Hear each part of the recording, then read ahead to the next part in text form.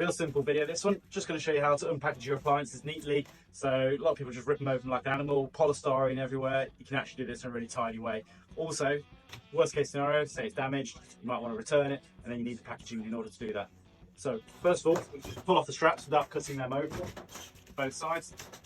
And then what you'll see normally on the side of the machine is a adjoining seam just there.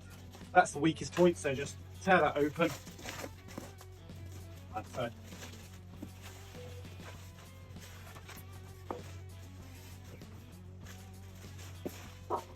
Now we'll use that as a bag, so we'll lie that down just there, and we'll pop all the polystyrene into that bag. And then tricky bit getting off the polystyrene at the bottom. If you're by yourself, what you can do is just sort of put the polystyrene back and then walk it left, right, tilt it back, and then it's off the base. And then now, packaging's all nice and tidy and easy to get rid of.